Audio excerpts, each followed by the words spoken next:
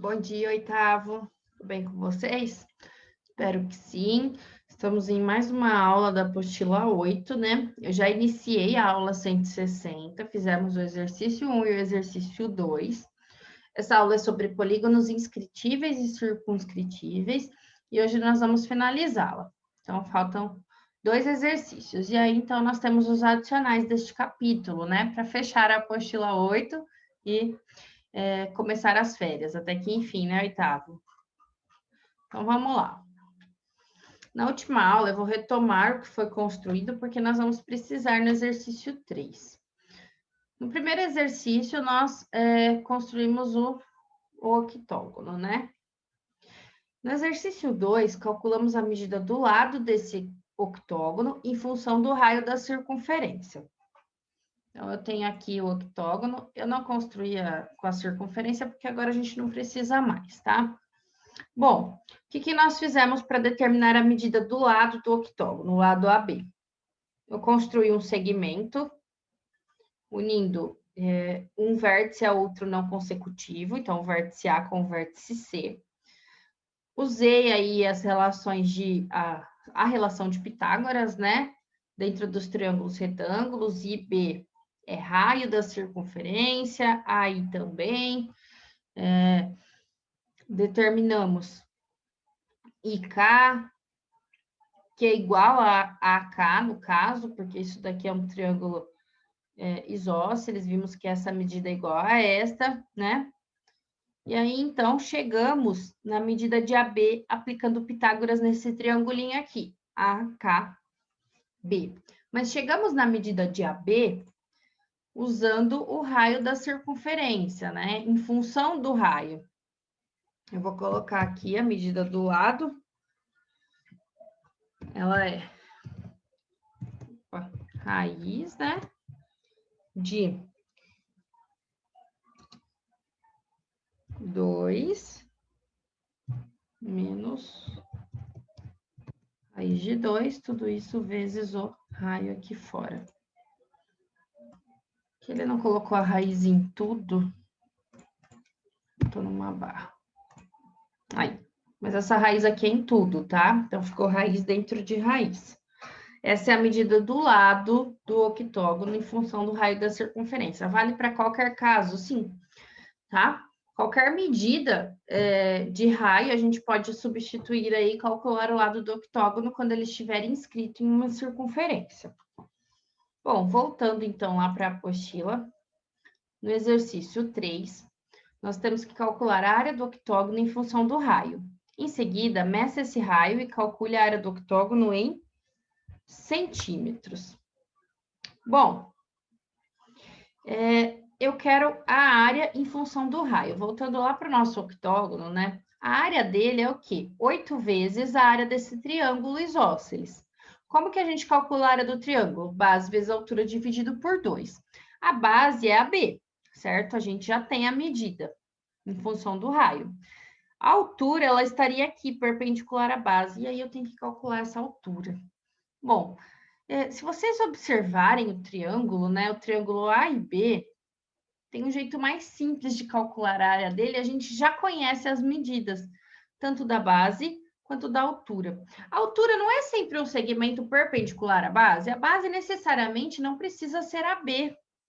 Se a gente escolher, deixa eu ver se eu consigo mudar a cor aqui, ó. IB como base, eu tenho aqui, ó, o triângulo, né? Deixa eu tirar esses rótulos, que a gente não precisa disso, só queria mudar de cor. Se eu escolher IB como base, esse segmento AK é exatamente perpendicular a IB. Então, fica mais fácil de eu calcular a área do triângulo usando IB como base, que é o raio da circunferência, e AK como altura. Porque isso daqui, ó, forma um ângulo de 90 graus. A gente já sabe que AK é exatamente perpendicular a IB. Então, é mais fácil do que eu ficar tentando calcular essa altura aqui, ó, que chega no lado AB. E a área é a mesma, tá? Porque a gente pode escolher outra base no triângulo. O que importa é que a altura seja sempre perpendicular a esta base. Então, vamos lá. Ó. Eu sei que a área, vou colocar aqui, vou chamar de a área do octógono, ela é o quê? 8 vezes a área do triângulo, tá? Para isso, eu vou calcular a área do triângulo agora. Deixa eu fazer aqui separado. A área do triângulo, ela é o quê? Base vezes a altura dividido por 2, né? Eu vou considerar como base IB. É esse o nome que eu coloquei ali, né? Então, IB vezes a altura, que é AK, dividido por 2. De I até B, a gente já sabe que é o raio da circunferência. Eu vou substituir por R. AK, a gente já calculou a medida na aula anterior. É raiz de 2 sobre 2R. Então, só substituir aqui, né? A área do triângulo é IB, que é o raio, vezes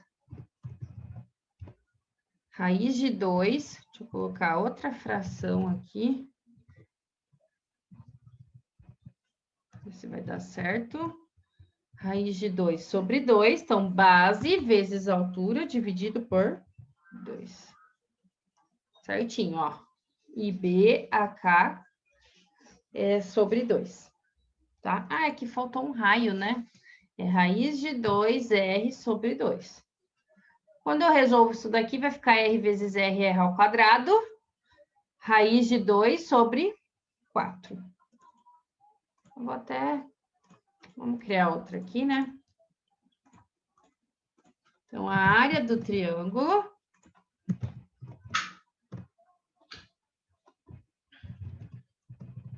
ela é igual a raiz de 2 R ao quadrado sobre 4. E é isso aqui que nós vamos substituir aqui. Eu vou até aproveitar já a expressão e calcular, então, a área do octógono. Então, a área do octógono, ela é igual a 8 vezes a área do triângulo. O 8 dá para dividir por 4, fica 2, então vai ficar 2 raiz de 2R ao quadrado.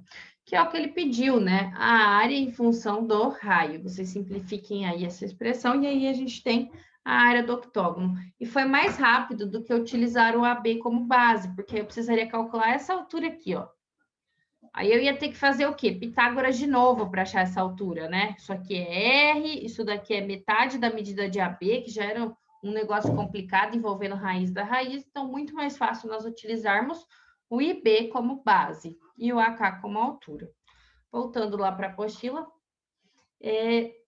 que ele diz aqui, né? Em seguida, meça o raio e calcule a área do octógono em centímetros. Então, vocês vão medir o raio aí na apostila de vocês, usando régua, e aí é só substituir aqui pelo número, tá? Então, é 2 raiz de 2 vezes, se o raio mede 3, por exemplo, vezes 3 ao quadrado. Substituam e determinem a medida, então, em centímetros quadrados, tá?